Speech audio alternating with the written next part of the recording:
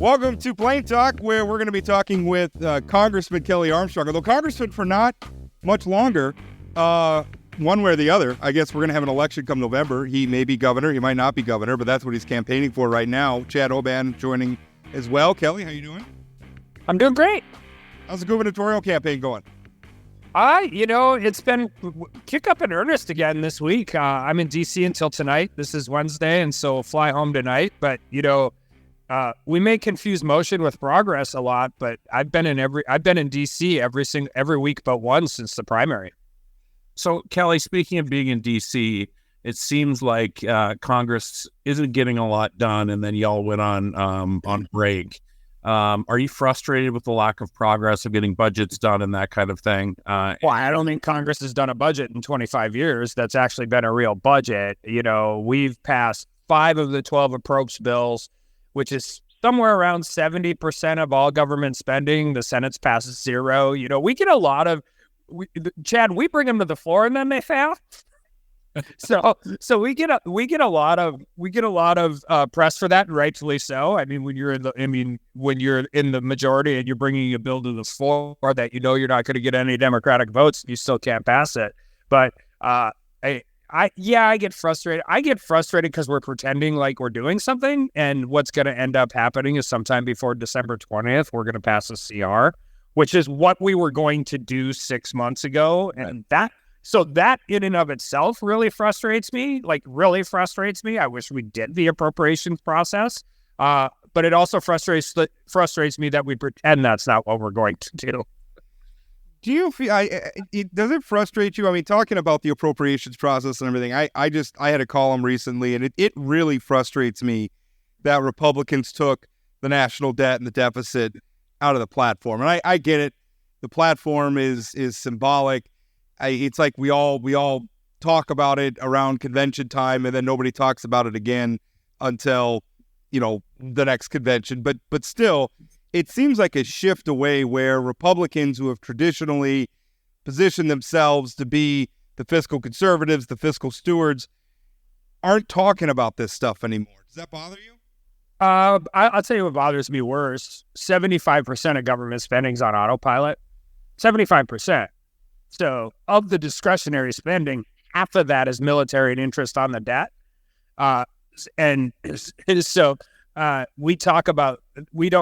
We spend hours fighting in conference, fighting online, fighting on cable news about the legislative branch approach, and that the amount of money we actually spend on legislative branch approach as it relates to the debt and deficit is like unbelievably minuscule.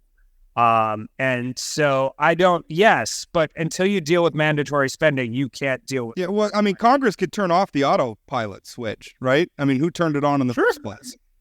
Sure. But you need somebody on either side of the aisle that's actually, I'm one of the few conservatives that talks about it. Publicly, I will on radio shows, and I'm like, we have to figure out Social Security and Medicaid. We have to, and Medicare. We have to, otherwise they're going broke. In 2032, there's a mandatory, it fluctuates, but there's a mandatory 18 to 24% cut coming in Social Security. Mandatory. If we do nothing, that happens. So it happens. That's not Social Security's going broke. That's not it is, but that's not the doomsday part of this conversation. The doomsday part of this conversation is if we kick this can down to that road, every single person who has a Social Security check coming, which is not an entitlement, by the way, they all paid into it, gets an 18 to 24% cut, and we don't talk about it. Yeah, right in time for my retirement. Yeah, well, but seriously, we don't spend any time talking about it, and we absolutely should, and instead we're fighting about whether we should increase a congressional office's budget now that Chevron's been overturned. Of course you should increase their budgets. They should have more staff and better staff, and the elected officials should be able to compete with downtown and outside groups and special interest lawyers, and instead we go to the lowest common denominator. So, Kelly, I sense some level of sort of, I don't want to say frustration, it's probably continued frustration with how Washington works. Can you talk a little bit about your excitement about coming back to North Dakota and actually being able to get things done if you're elected governor. And like, just like in your mind, that contrast has to be pretty dramatic in terms of accomplishing things. So I'll take you back to 18 when I got here, and like how little like legislation you actually get to touch, right? Like you get to touch, I was on judiciary and oversight. So, I mean, obviously criminal justice reform is something I know a lot about and worked on, but I learned really quickly that the Democratic staffer of Ways and Means has more influence on tax policy than a Republican in the minority that's not on that committee. And all of that process. So I think one of the things I'm so excited about is, and by the way, you do this in the legislature too. I mean, it's not just being governor. You can walk over to a committee chair and say, what are we doing on property taxes? Or what are we doing on game and fish, hunting days and all of that? And the small nature of it and the ability to actually touch policy and move something in a real meaningful way by getting a coalition of people together. And you can, I mean, you once every 2 years for 80 days is kind of a rat race. We've all been through it, but you can actually effectuate policy with 3 or 4 people who actually agree with it. And then you go build a coalition and get it done. I mean, 435 members, 100 members of the Senate, multi thousands of people working at agencies. DC is not designed to move that fast, but it even in its glacial pace, we have figured out how to, I mean, the glacier's retracting over the last 6 years. It's not even moving forward. Speaking of, I mean, looking ahead, and obviously we're going to have an election here in November. Voters are going to choose either you or Meryl, our friend Meryl Pepcorn. You know, but right now, I mean, governance is continuing in Bismarck. Yeah. How does that work in terms of, I mean, do you get any input, or does anybody ask you? Because I've been watching, and it seems like sometimes, you know, for instance, we just got a new director of the Industrial Commission, and it kind of seems like, you know, when they make a decision like that, that's a long-term decision that you're going to have to live with. And it's not me making any sort of a judgment call about those decisions, but I mean, there comes a point where it's like, we're going to have a new governor come December, one way or the other. So, I mean, when you're watching some of these decisions get made, do you wish you had input on it? Yes and no. I mean, I've got a day job. I mean, it's a little. I mean, if you were, no offense to my Democratic friends, but I think if you were a little more evenly split, control of the House or the Senate was going to be in real jeopardy. I think you would have I think if that was going on, you'd have a lot less of those decisions sometimes being made just because the politics is more intense. But, you know, you can go from Schaefer to Hoeven to Dalrymple to Burgum. I haven't served with everybody in the legislature, but I've served with the vast majority of the people in, you know, approach chairs, leadership positions in both chambers. So it's not like we're tearing everything down to the studs and starting over. At the same time, I mean, you know, there's a lot of decisions that the governor gets to make. So, I mean, you have to look at permanent decisions being, just to be honest with everybody, we've been like, hey, if we're fortunate enough to win, your permanent decisions, particularly on decisions that the governor can make on his own, really only last till December 15th. But Governor Burgum's been elected. He doesn't, no matter who the next governor is, doesn't take office till December 15th. I don't think anybody elected him for a 7.5-year term. So they're going to continue governing. And some of this, right, is just, you know, the breaks. Lynn Helms retires, General Dorman retires. I mean, those facilities, all of that, and those positions need to get filled. I don't think they can be empty for 6 months. So, Kelly, diving a little deeper into that sort of transition, because it is something I've been thinking about. I mean, that Governor Burgum's staff and Governor Burgum and OMB director are working on a budget that they're going to present to the legislature. It is the process they present their budget, and then you just sort of, if you're elected, the new governor, just sort of take over the budget that Burgum has presented. Is he the one that does the budget address? Like, how does that transition work around the budget? Because the time is so tight. Yeah, I only remember from the Dalrymple administration to the Burgum administration, that was the one where I was really actively, there. And so, yeah, that's what happened. Governor Dalrymple did it. Also, keep in mind the legislature changed it, so the governor's budget is no longer the starting point. Right. Right. So I mean, we've hired a consultant to help us understand the budget at a really granular level. One, because I think that makes me a better campaigner. So you don't only campaign in prose. Like you could actually like when you're meeting with people, you could say, well, here's where you can cut spending. Here's where you can deliver tax relief, and actually know where you're talking about instead of just saying we're going to do it all. But yeah, I mean, I think that's how, the governor will introduce his budget, the legislature will do theirs, and we will definitely have some ideas about where we differ from both. I mean, I think that's just accurate, but you walk in, whoever wins gets sworn in December 15th. The legislature goes into session January 6th. I mean, you're not going to tear the whole thing up and start over. You're going to really figure out where you probably have some distinctions and differences and make sure those are known early. Shifting a little bit nationally, we've sure seen a shift in the presidential race. Joe Biden dropping out, which I think everybody on this call thinks was a good thing. If for no other reason than to give voters the best choices on the ballot. But Kelly, I guess watching this, how are you feeling about the ticket right now? It sure seems like that race has tightened up from where it was a few weeks ago. So I was in Milwaukee, and you know how conventions are, particularly like when Trump ran in 2016, he wasn't ahead in July. When he ran in 2020, he wasn't ahead in July. I think when we all went to Milwaukee, I don't think there's a pundit alive that didn't think he was ahead. At least, I think he's still ahead. I think you're right. It's tightening.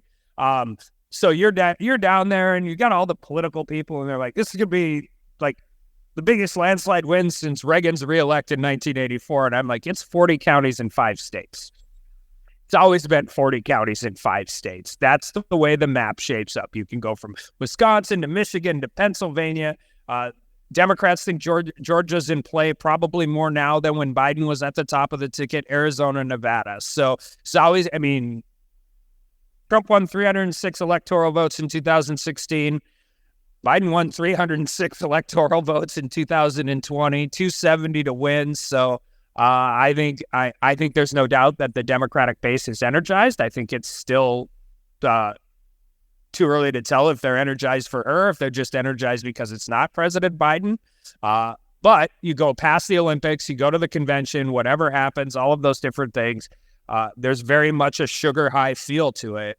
But you come out of their convention and they're always going to get a little bit of a bump there. Absentee ballots go out 12 days later.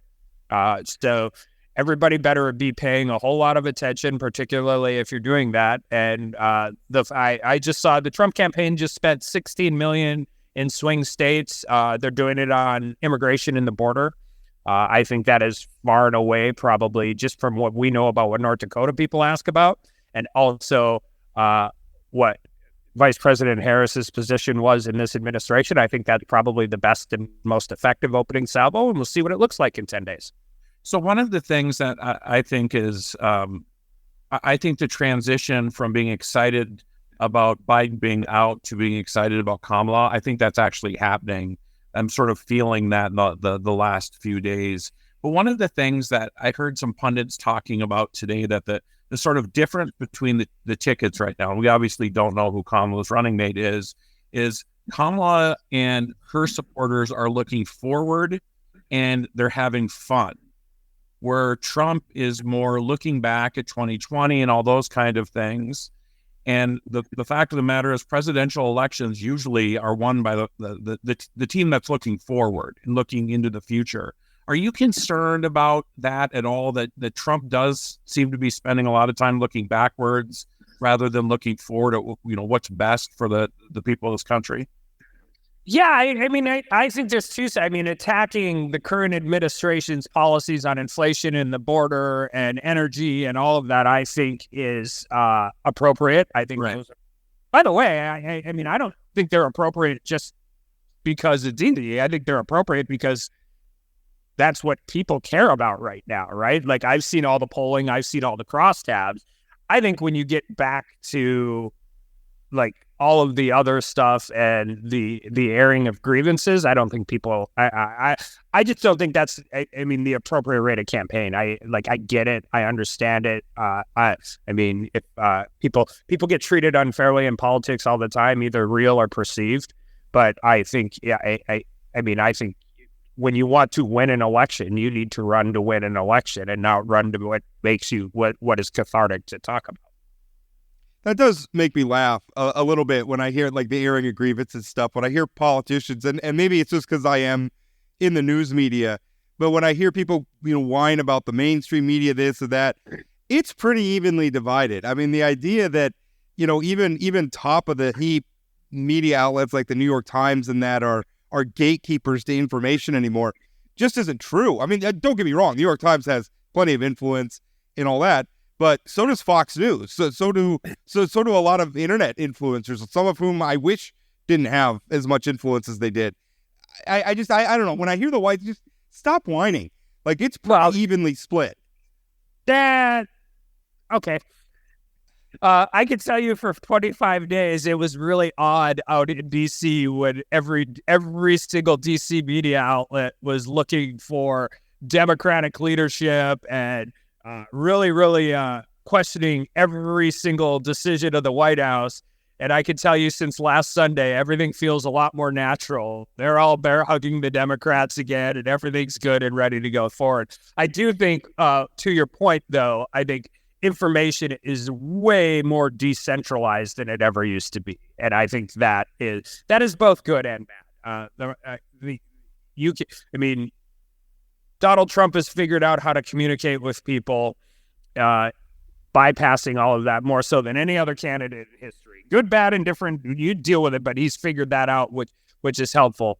The downside to that is, there's a lot of people that were Parkinson's experts 3 weeks ago, that are ballistics experts 2 weeks ago, that are Greek mythology experts today. And that is a weird way to flex from one to the other to the other. I think it's weird how much time we're spending talking about that opening ceremony at the Olympics. Like, it's the French. What were you expecting? I don't understand it. So Kelly, I've got another national sort of election question for you. Did Brigham make a mistake by appointing J.D. Vance? Follow up, did they not vet this guy? I think this goes to what we said earlier. I think, one, I don't think vice presidents particular, like I said, I think LBJ was the last time it really, really, truly mattered. I think Mike Pence mattered in 2016 in Cleveland. I think at that point in time, President Trump, as the outsider running, needed to have some cream in the coffee, particularly for the evangelical base.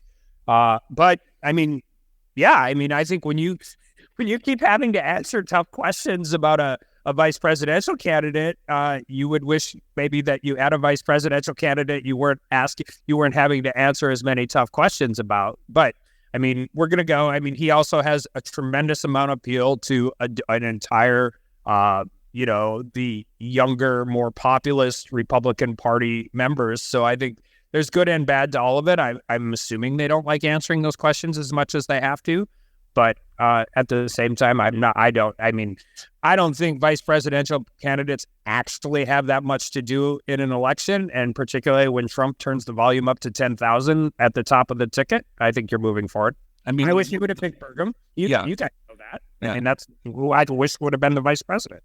The one thing that I think J.D. Vance is doing is motivating women and young people in the wrong direction. And those are pretty important constituencies in those 6 states that you mentioned earlier. If I'm looking at the Dems ticket, my first goal is do no harm. And I don't think J.D. Vance did no harm to the Republicans. So I've seen a couple of those numbers. It's just hard for me to weigh in until I actually see some real world polling that digs into the crosstabs. Some of that could be just because there's now one candidate on the ticket that's not above the age of 75. You very well may be right. I just have not seen numbers that support that yet. No. I've seen top line numbers that, again, our media, who used to be critical of the Biden administration, is now back in their bear hug. So that's where I see most of those numbers. But crosstabs will tell you if that's accurate, and we'll see some of that coming out pretty soon. Although, again, the media is not just the DC media, and there's plenty of Fox News where I spend where they're, basically riding around on Trump's shoulders all the time. So, yeah, there's a difference when the Washington Post, the New York Times, Politico, Axios, Punchbowl. I mean, there is a snowball effect that exists and how it covers out across that universe. But you're right. The one thing that with Vance and the reason why I thought Burgum would have been, setting aside how I feel about Donald Trump and everything else, the reason why I thought Doug Burgum or somebody like a Doug Burgum would have been a better pick is that I think the one threat to Donald Trump, you talk about when he turns up the volume, that's true, but I think Trump suffers when things are distracted away from Trump. He's got such a unique approach to this. But I think one of the faults in Trumpism is that only Trump can be Trump. Vance can't be Trump, but Vance is kind of taking some of the wind out of his sails right now. Now, maybe it's not going to be that way for the next, 96 days or whatever it is. But I thought Vance become a distraction from Trump and sort of making headlines the way Trump makes headlines, but he can't make headlines. Does that make sense? I guess only Trump can be Trump. Vance can't be Trump. And Vance is taking it on the chin right now. I do think that hurts the Trump ticket. Well, and by the way, you can take it away from Governor Burgum too. And there's benefits to picking somebody who's been vetted on the national stage before in a real meaningful way. So Rubio was a former candidate for president, all of those things. And just having that vetting process that had already existed there's benefits to that because you don't get surprised.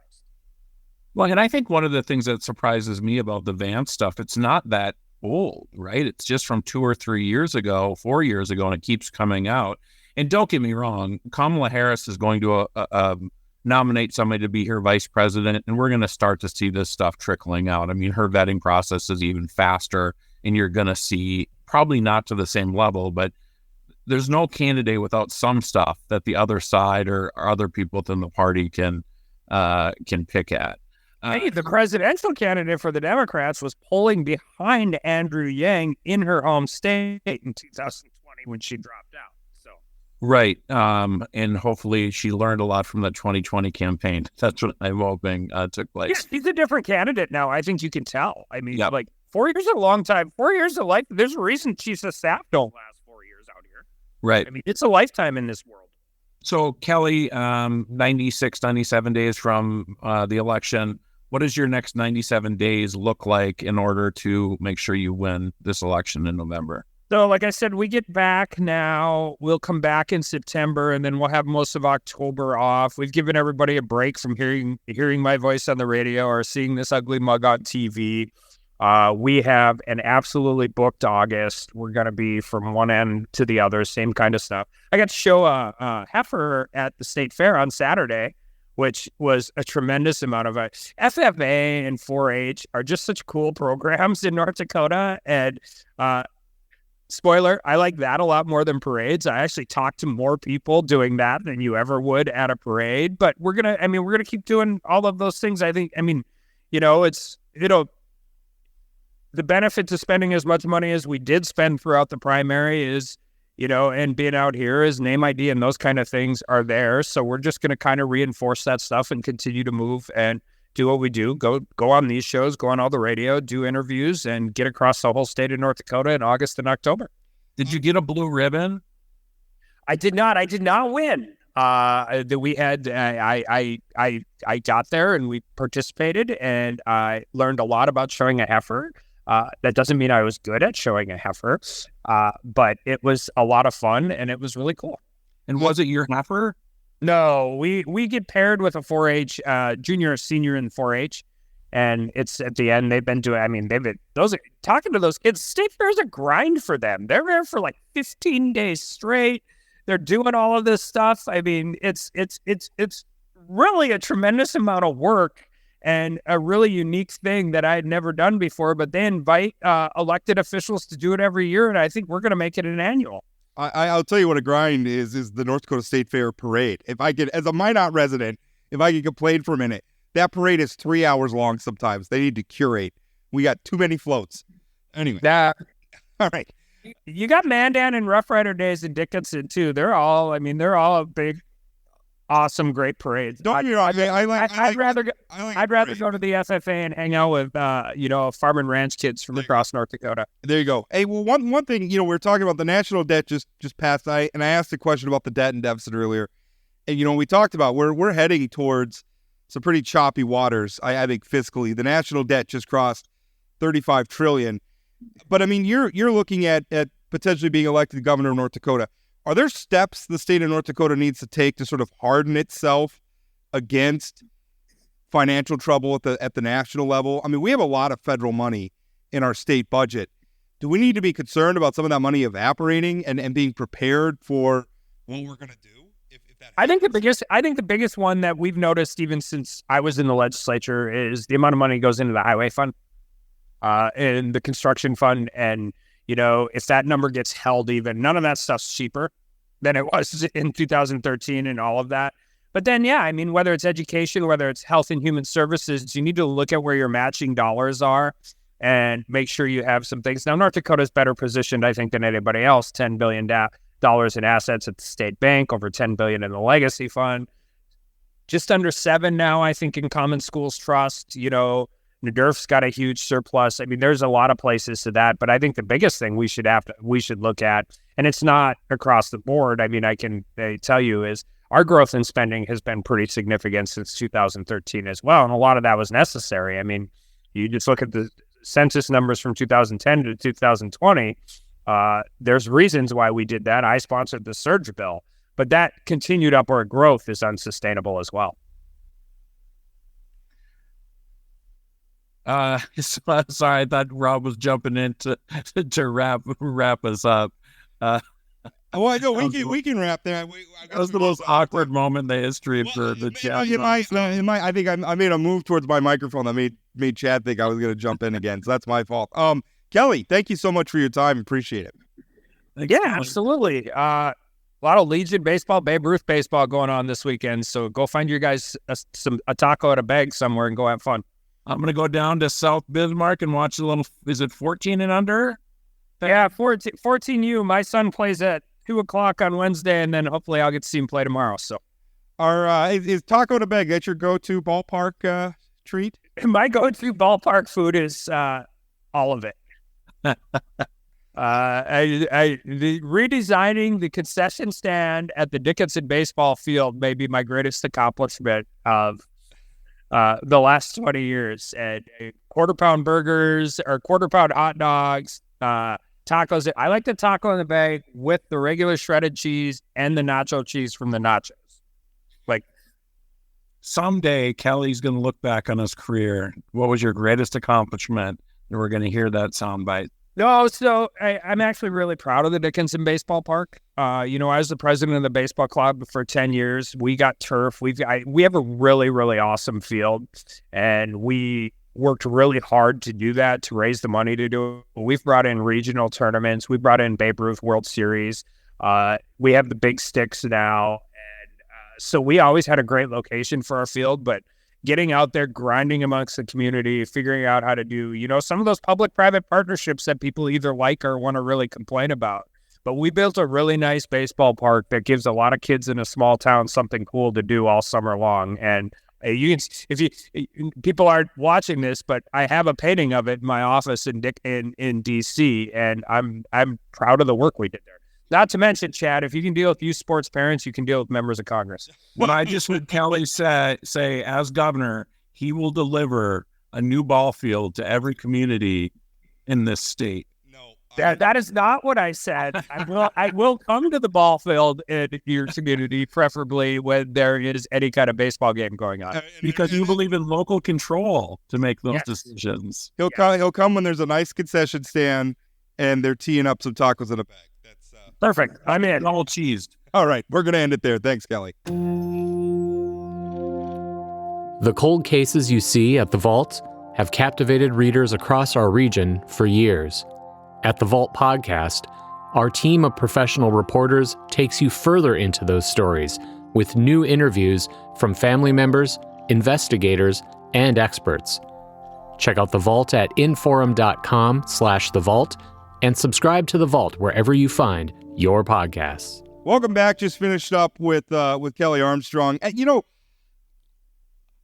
my favorite part of that interview, I think, was him talking about how proud he was about the ball field in Dickinson. And I think that goes to something that we've talked about a lot, which is we're in an era right now where people with political experience are considered they're insiders or whatever. And I understand, like, working with your local ball club, to build a baseball field doesn't make you a political insider, but there's something to be said about having a track record of public service, having a track record of serving your community, even down at a granular level like that. Somebody like Kelly, I don't think that sort of thing is unique to Kelly Armstrong. It's Right. nice to hear, but if you go and you look at a lot of the people who are serving in the legislature or serving in statewide office or even serving with Congress, a lot of their careers, people would be considered insiders or whatever. A lot of their careers started that way. And then they moved up the ladder. They moved up and took on more and more responsibility, higher levels of public service. But to me, I just think that's where it starts. Yeah, and I think when you listen and you talk to Kelly, he does lean pretty heavily on his experiences being a kid growing up in Dickinson, right? And he's in our communities. He's at the ball field with his kids and other people's kids, and deserves a lot of credit for being available and transparent. In my house, Kelly Armstrong also gets credit for things he doesn't do. A couple of weeks ago, my son at his school at Wilmore was having a lemonade stand, and as parents do, we invited friends to stop by and buy lemonade there. And at the end of the day, Aaron picked up Evan and said, "Well, who all came?" And Evan said, "Well, my grandmas came, you and Dad came, named some friends that came." And then he said, "And Ryan Taylor came," and Ryan Taylor did come, and Kelly Armstrong came.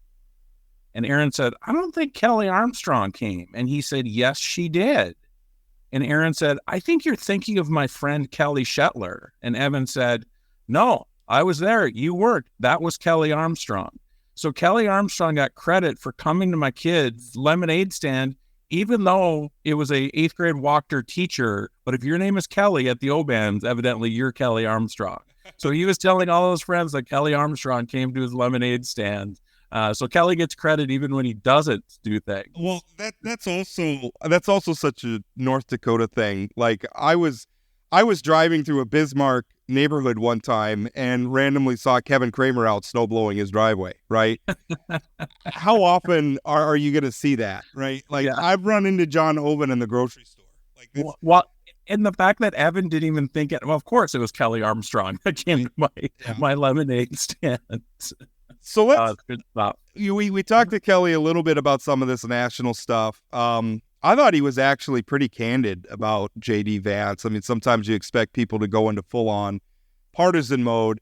I think there was some tacit acknowledgement there. J.D. Vance hasn't been a great pick for Donald Trump. And I think because it's so hard to say, well, it's all these scandals and everything. Trump's a scandal a minute. So, at this point, it's a tactic, right? Like, he's saying things and doing things. He's trolling us, and it works for him. I don't think it works for J.D. Vance. And I think Trump's success is so tied up in Trump's sort of singular appeal.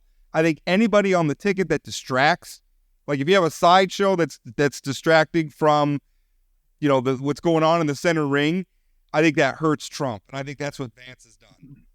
What I think the biggest problem that J.D. Vance has is the things he's doing that are coming out, the cat lady, saying that we need to basically punish people and treat people without children differently.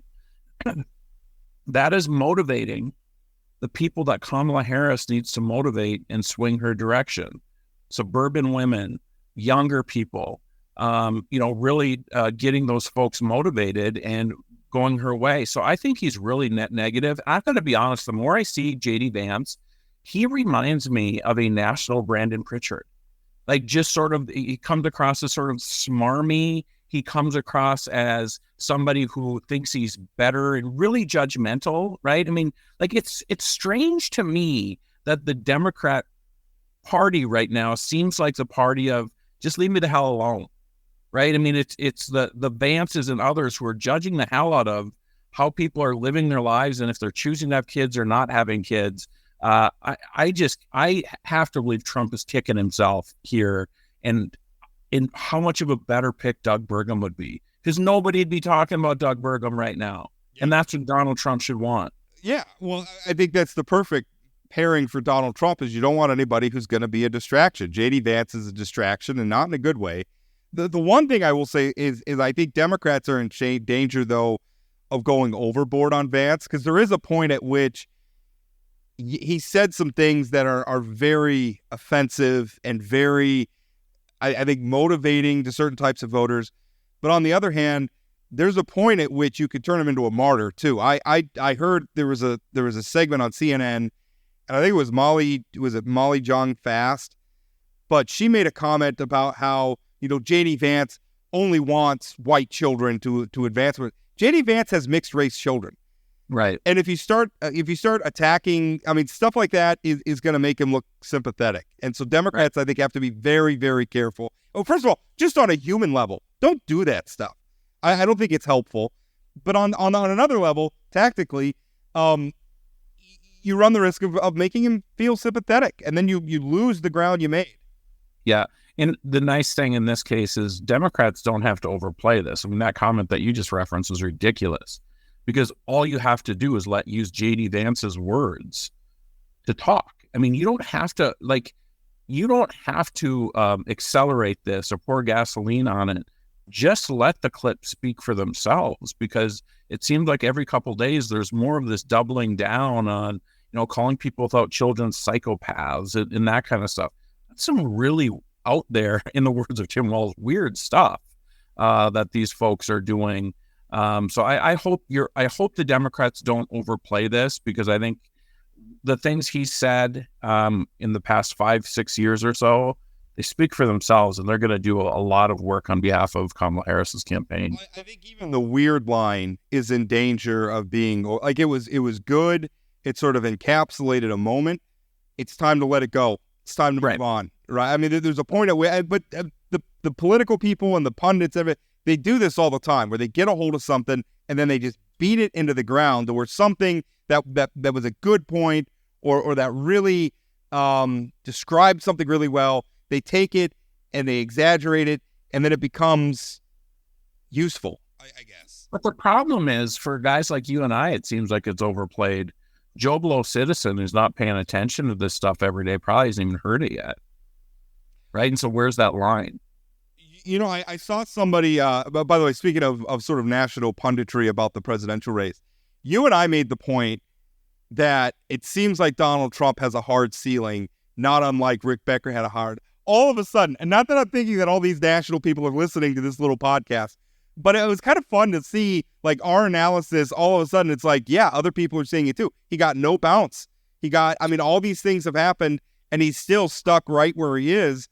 And that's not to say where he is. I think even now, I think he's still slightly ahead of Kamala Harris. I think if the election's held today, I think Donald Trump probably wins. But the thing is I don't think Donald Trump can go anywhere. He's been on the ballot for 3 straight national cycles, or 3 straight presidential cycles, I should say. Kamala Harris has been, relatively in the background. I think she's got more blue sky over her head, but that's an analysis I really believe in. I think that's true, but she's got to execute. So, Rob, it's funny that you bring up the fact that the national folks are now talking about the ceiling. I had a progressive friend of mine call me yesterday. I let him go for like 5 minutes telling me about how Donald Trump has the ceiling and he's never going to get over 47. So you just on and on and on and on.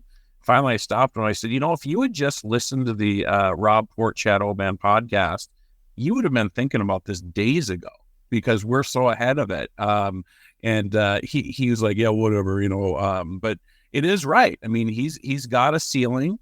I can't emphasize the energy, and I know energy doesn't vote, but man, people are excited. And I think the joy, it's another, like, joy is hard to define, but man, you see her rallies and you see people talking about them. They are so happy. They're so joyful. And I think the transition from, oh, thank God it's not Biden, to excitement about Kamala is happening, because she is she's nailing it right now. She's doing everything she should be doing. I mean, it's going to get rough, but I mean, right now, man, she's taking this handoff really well. I think I think these things run in cycles, right? National moods go back and forth, right? It's a pendulum, swings back and forth. And I think for a long time, we've been in such an angry mood to where, I think some of it was driven by cultural stuff. I think the left overreached in some ways. And then there was backlash to it, which I think we've lived through. And then we all went through the pandemic. We all saw January. There's been so much anger and resentment. And some of it's driven by real stuff. It's not all just, some of it's driven by people who really feel like they're being left behind by our economy. People who are really frustrated about what's happening at the border. These are not illegitimate things to be concerned about. But there's been so much, and we've had it turned up to 11 for so long. It just is constant out. Like I pull up Facebook and people are angry. I pull up Twitter, and people are angry. I turn on my TV and people are angry. I do sense that there's a feeling where I need a mood shift. I'm tired of this. I'm tired of the whining constantly. Oh, the media is doing this and other people are doing that and everything else.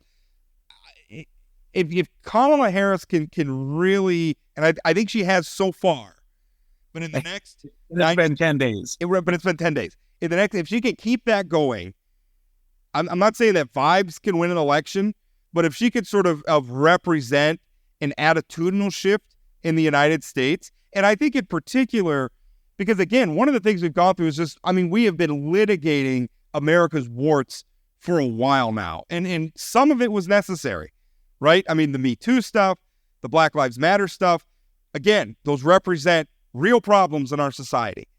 But there's also a point where, I think the Colin Kaepernick kneeling stuff, hearing LeBron James, there's a point at which we've been running down our society. We're not talking enough about the good things that we've accomplished, the progress that we've made.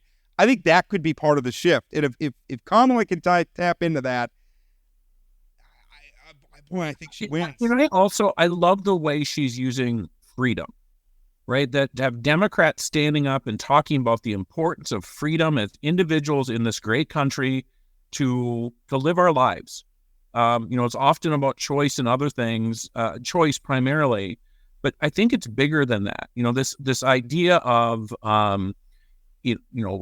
certain candidates, J.D. Vance being one of them, who wants to talk about and judge everything that we're doing. I think Americans right now just want to live their damn lives, and they don't want to think about the president every day. They don't want to think about negative stuff. They want to feel something good. They want to be proud of something. They want to move forward. And with Joe Biden and Donald Trump, it's all about looking backwards, right? And so it is just a change in sort of this election. Again, only 10 days, but full numbers are moving. There's momentum, but you said I don't know that election can be won on a vibe. I think it can. It's not, hope and change. You have all these things. It's not about a policy. Donald Trump won scaring the hell out of people about immigrants and those kind of things. So I don't know. I think a mood and just sort of optimism can win this thing. Yeah, that may have been my Pollyannishly wanting it to be more driven by policy, because we have some massive challenges in front of us. But you make a good point.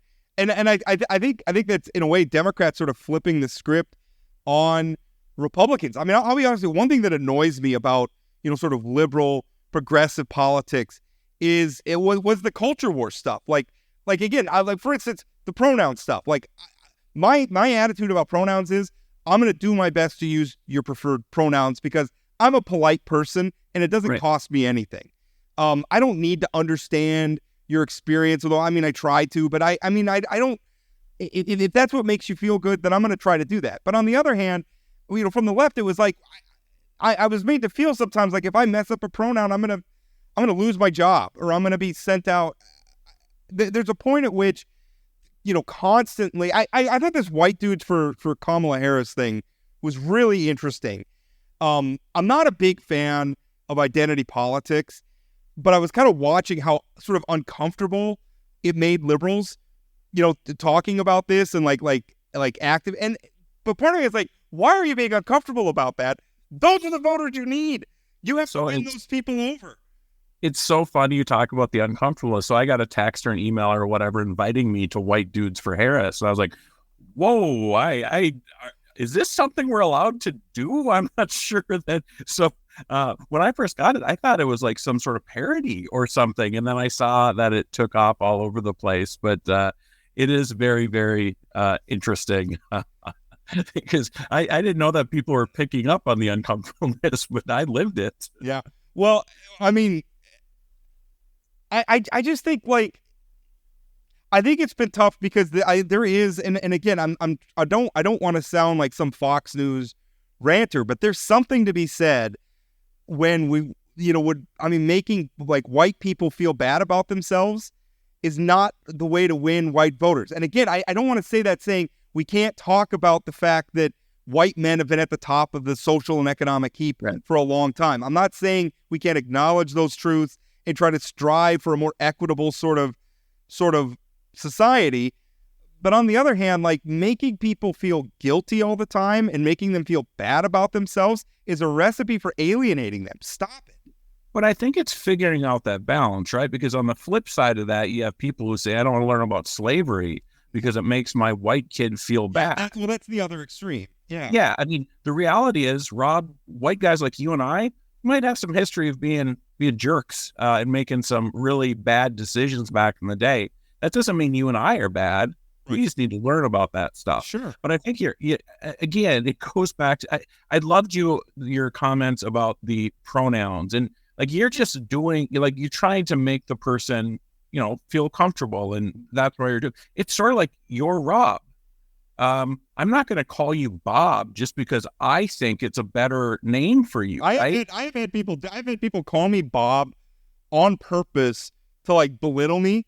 Like they kind of use it like listen, Bob, stuff like that. And it's like that's not. If you want to do that, it doesn't. The reason I'm not Bob is my grandpa was Bob, and his son, my uncle, was Bobby. So I was Robbie actually when I was a kid, and then I shortened it to Rob. But I mean, with calling somebody he, him, because that's is the same way as shortening Robert to some name. Like it's just common decency. With that being said, I know there's been times where I've screwed that up and called somebody by the wrong pronouns, and I felt awful for like weeks about it, right? And I think that's sort of what you're talking about. We're trying.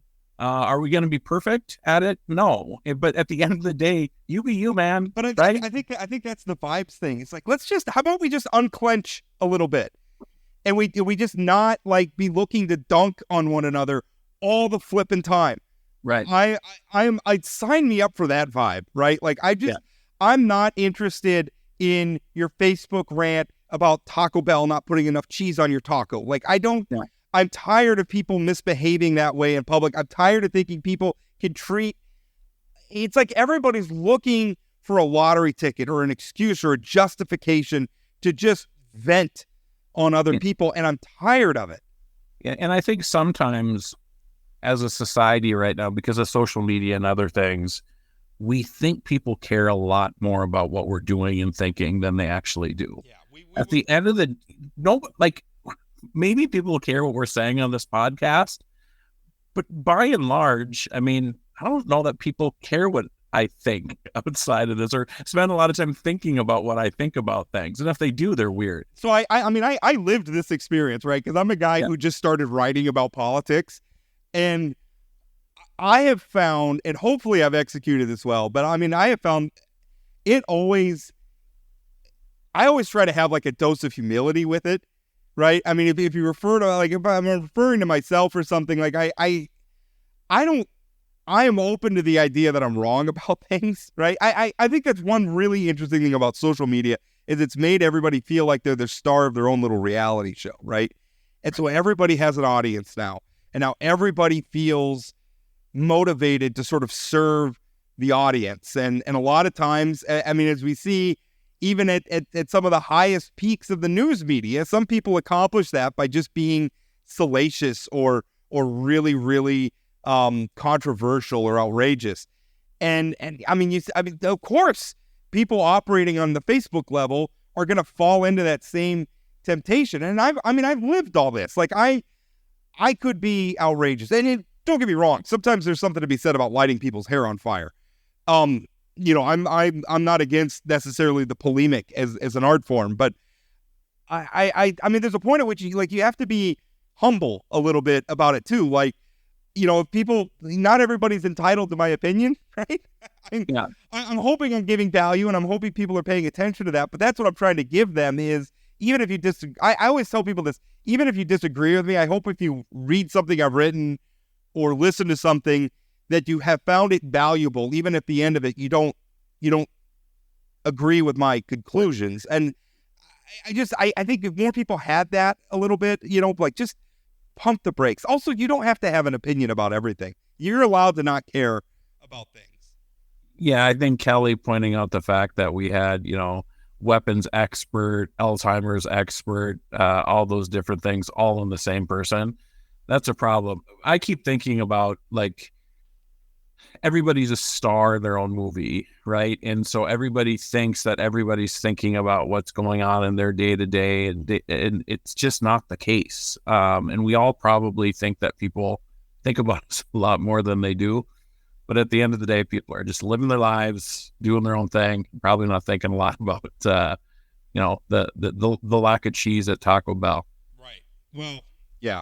And that is, by the way, something that just never ceases to amaze me is like the number of just public freakouts you see. And then immediately the cell phone comes out. And by the way, that's probably it fascinates me, but it also kind of disgusts me, are the number of people while throwing a tantrum are recording themselves. Right. Right? Like, I mean, trust me, like I have been having a bad day, right? Like the kids, I got a screaming kid over here. I got things I'm worried about with the household budget, and something has gone wrong, and maybe I showed my ass a little bit, right? Like I got a little, and I've done it. I will tell you, I would never record myself doing that, and I sure as hell wouldn't post it on social media. And because people are making whole careers in North Dakota politics by doing that, right? Like if I behave that way, and listen, we all have those human moments, right? I don't feel like I'm describing anything that anybody else hasn't lived through. I'm just not proud of them. And I'm not so righteous and like arrogant to think that I'm so right in the way I was behaving and treating this person that I'm going to post it on social media and expect other people to like come to my support. And to care. Yeah, because we've all got our stuff, right? Why should I care that Rob's having a tough day when I'm having a bad day as well, right? I mean, yeah. Anyway, what's your prediction for VP? I think it's for Shapiro. Kamala. I think it's Shapiro, and that's not me saying that's necessarily the right pick. I was kind of a Mark Kelly guy, I think, for her. I mean, again, setting aside for my MAGA friends who want to call me a liberal all the time, they make it sound like I'm fully in the. I'm not super excited about Kamala Harris from a policy perspective. I'm not. I'm just not. Although I will say her like coming back, she's getting some flack now about like flip-flopping on fracking and stuff. I'm thinking, great, yes, Kamala, come to the center. What? That makes you more appealing to me. But I do think it's Shapiro, and the reason I think that is she announced that she's going to be taking her running mate on a tour, and that tour is starting in Philadelphia. And Shapiro, of course, is the governor of Pennsylvania, so I think it's going to be happening. Where does that tour end? I don't know where it ends, I guess. I think it ends in Phoenix. Which is the home of U.S. Senator Mark Kelly. Okay, quit blowing up my. No, I still think it's most likely Kelly, but I think Walz has put himself in the running as a dark horse because of what he's done over the last 10 days or so. Yeah. The guy's got a personality. The guy hunts, he fishes, he's military. He had his children through IVF. I mean, he's good on he's good on television. I think the one, and I agree with Kelly that's sort of old. And the thing is, I don't even know. I mean, it's conventional wisdom, but I don't ever know that it ever, like to his point, like aside from LBJ delivering Texas for Kennedy, when has it ever really happened? I think even more so in this modern political environment, you just need a good surrogate. And Walz is good on TV. I think he could be a good surrogate. I think he's had some things happen in Minnesota that could potentially be some baggage. I wrote about him. But any candidate's going to have baggage. But and I'm worried about the George Floyd stuff with Walz. I mean, if there's the RNC or the Trump campaigns running ads of the precinct burning down in Minneapolis, I mean, how does that play out? But man, I think with his military background, the IVF thing, the teacher, the football coach, he's a guy and he's just like, you can just talk to him, right? He just seems like a normal dude. This is really superficial, but I think one of the big arguments against him is the gray hair. He looks old. And what's so funny is he and Kamala are the same age. Right, I know, but he looks old. Yeah. And so the problem is you put him on the ticket after you just got rid of an old gray-haired man off the ticket. And granted, I mean, Tim Walz is not, I mean, to your point, yeah, he's the same age as 59. I think you look at like a Shapiro, even a Kelly, former astronaut. I mean, he's in good shape, looking pretty good. So what I'm hearing is your advice is Tim Walz should shave off his hair like Mark Kelly, because then there wouldn't. I think it's also funny that shave his hair, and get a tan. You're talking to a dude with a gray beard right now about how people with gray hair look too old to be vice president. I'm balding and I got gray at my temples and everything. Yeah, you've got a little bit of gray. I mean, this thing, it's no longer, it's mostly salt, not a lot of pepper left. The thing for me, I have black hair, so it stands out. Like every little gray hair, it stands out. Yeah. So, and did you hear this week, there's also been some rumors around Senator Peters from Michigan being a dark horse to be vice president. And I think that one's interesting because I couldn't tell you anything about that guy. He's been in the U.S. Senate for probably 12 years in Michigan. But in terms of do no harm, somebody like that, a no-name might do it. But I can't imagine. I mean, you want to keep this momentum going if you're Kamala and that kind of thing. I think the do no harm pick, I mean, obviously you don't want somebody that harms the ticket. But right. I think for her, she needs to keep the vibes going. Right. So she needs a pick that's going to excite people. And so a boring pick doesn't excite people. I think she needs somebody exciting, but somebody who's not a bomb thrower. And right. I guess that's, again, why I keep leaning towards Kelly. I think the astronaut thing is just super cool. So cool. And military, right? I mean, all the pictures we're going to get of him like out in space and stuff, like it's. And what a story of like a husband who went through it with Gabby Giffords, right. all the physical therapy and all that kind of stuff. I mean, it's some strong messaging. It really is. I guess the one side effect of with the Giffords thing, obviously terrible situation. She was shot by a mentally, you're weighing into the gun control area, which might be uncomfortable. And also remember the Giffords thing, the national news media worked pretty hard to, I shouldn't say unfairly pin that on Sarah Palin. Well, yeah, I mean, it's very similar to the Donald Trump, them blaming it on Biden because Biden said something about having him in their sights or something like that. In both instances, wrong. Right, absolutely. But I also think, I don't think Kamala Harris is afraid to have the gun control debate because, again, the states we're talking about, particularly the ones in the South, Sun Belt, I think it'll help motivate people. Well, and I think also, I much like with the abortion issue, what's left to win there for conservatives? I mean, I don't know. I mean, at this point, so much of the gun debate is about like very, very technical sort of like carry issues and stuff like that. I just don't see that issue is gonna. I don't think gun owners feel like they're under threat. And much like with abortion, I mean, Roe v. Wade's gone. States like North Dakota can pretty much do what they want. I mean, it sounds like North Dakota's law is probably going to be upheld. They canceled the trial. I don't know. I don't have any inside info, but I mean, issues like that have kind of been neutralized. So they're not in that. I mean, on one hand, I don't think they're as motivating for Republicans as they once were. And I don't think they're the cudgel for Democrats that they once were either. Yeah, but I also think about, J.D. Vance voting against the bill that would have made it clear that IVF would be legal. Yeah. All over, and then comparing that to Tim Walz, who says, I wouldn't be a father without IVF. I mean, that is a really strong... But that's not specifically the abortion issue per se. It's not. I mean, wow. It's ancillary to it. And I think it's a larger issue of how these men view women or view families or whatever. I think J.D. Vance's comments about IVF and everything are offensive, not just to women, by the way, but by the men who are fathers to children who came by IVF or adoption, or couples or people who just have decided that children aren't for them. And so here's what I will tell you. In 2014, when the personhood thing was on the ballot, Erin, my wife, was running against Margaret City. Margaret City made some comments about IVF, and that IVF isn't making babies through love, it's making them in a petri dish. And I will tell you, nothing made parents of young children, particularly through IVF, more angry than that comment.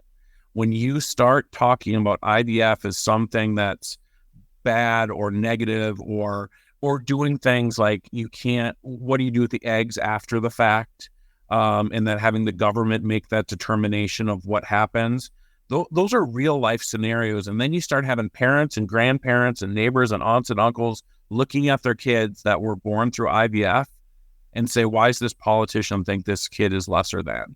That's you talk about winning elections on vibes. Those are the kind of things that really get people upset. Well, and I think that it also is beneficial to the larger point that Harris is trying to make about freedom in that, because I think the country is primed for somebody to just come out and say, listen, you're Americans, live your life the way you want to live. Like there's some basic things we have to do as a society to organize ourselves. But beyond that, there are many paths to happiness. The paths that I walked aren't necessarily the paths that you walked. I think Republicans who once, I think, very effectively skewered sort of liberals and progressives about being too politically correct, about being too, caught up in the nanny state and all that stuff. I think that was very effective once upon a time. I think Republicans have in a lot of ways have become the thing that they hated and are now vulnerable to those same sort of attacks. It's big government Republicans who want to tell you what books you can read, what's the right way to start a family, what's the right way to live your life. That is not what this. I mean, it's not what I support. That's where Republicans lost me. And Democrats haven't gained me per se, but right. I mean, that's where they lost me. I don't want you to tell me how to live my life. I don't want you to tell me what books I can check out from the library. I'm in charge of what my kids read, not you. Yeah. And I understand you may not like the decisions that I'm making. Tough. You live in a free country, and that's the price tag. You want to live here? You're going to see and hear some things you don't like sometimes. Live with it. Yeah, and I don't like some things that they do, frankly, in their personal lives. But guess what? I'm going to make my live peace in a free country. Live and let live. All right, we're going to end it there. Thank you so much for listening, as always. I don't know who's coming up on Friday. I don't even know why I'm promoting. I always say, I don't know what's coming up. Sometimes because that's where my mind goes. Have I booked anybody for Friday? No, I haven't. But I'm just stream of consciousness now. So that's what I'm doing. But thank you, of course, always for listening. If you would, wherever you're listening, if you would think to rate the show, give us stars, give us thumbs up or whatever, leave a review if that's your thing. Would really appreciate it. Unless you're one of those Facebook Karens that are upset about cheese on tacos or whatever, we don't need your opinion. We got enough. Does that make sense? You're eating at Taco Bell. It's not going to be perfect every time. I should say it's delicious, but it's not going to be perfect. Taco Bell's great. I have not eaten Taco Bell. I have not eaten any fast food. I will tell you, Chad, since January, I have lost 40 pounds. Just from not eating fast food? No, well, in exercise, eating better, eating less, and exercise, yeah, all together, 40 pounds. I am about 10 pounds away from my first goal, and I got a long ways to go. I was pretty overweight, so 50 pounds is where I'm going to end it, but 40 pounds, I'm feeling good. Good work. Thank you. So anyway, well, we're going to end the show there. Thank you so much for listening, and we'll talk again.